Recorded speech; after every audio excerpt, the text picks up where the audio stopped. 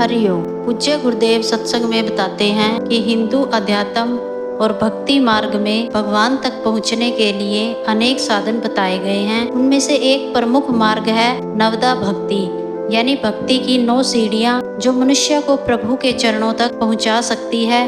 और यह 9 सीढ़ियां रामचरितमानस और भगवत पुराण में विस्तार से आई हैं। ये 9 प्रकार की भक्ति व्यक्ति को आध्यात्मिक शुद्धि और मोक्ष की ओर ले जाती है। पूज्य गुरुदेव बताते हैं कि पहली सीढ़ी है स्वर्ण भक्ति, भगवान की कथा सुनना। संतों के मुख से श्री राम, श्री कृष्ण आदि की लीलाएं, गुण, कथा आदि को श्रद्धा से सुनना, यह कानों की साधना है। जैसे सबरी ने ऋषि मतंग से भगवान राम की कथा सुनी। दूसरी सीढ़ी है कीर्तन, भगवान का नाम जपना और गुणगान करना, भगवान के नाम, गुण, लीलाओं का प्रेम पूर्वक गायन करना।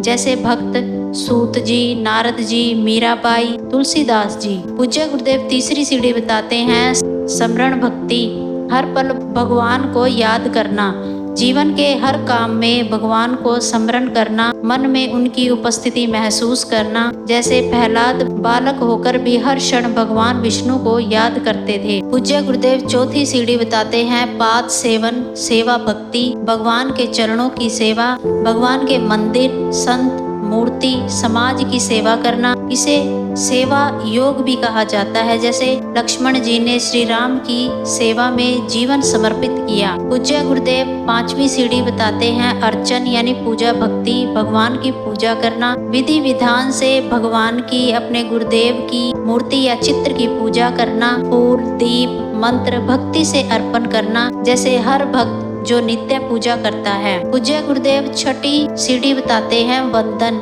यानी नम्रता भक्ति, भगवान को नमस्कार करना, शरीर, मन और वाणी से भगवान को वंदन और प्रणाम करना।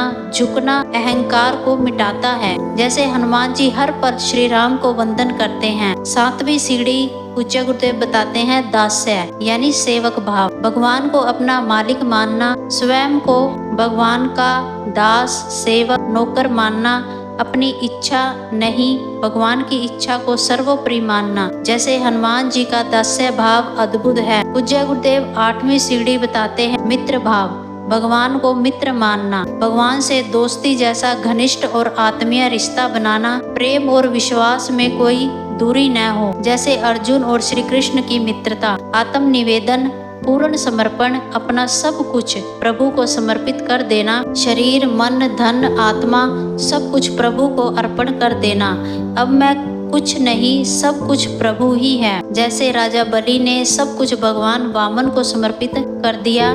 पूज्य गुरुदेव बताते हैं कि इन 9 सीढ़ियों से जो चढ़े वह निश्चित ही भगवान के चरणों तक पहुंचता है। नवदा भक्ति यानी मोक्ष की सीढ़ियां हैं। जय गुरुदेव।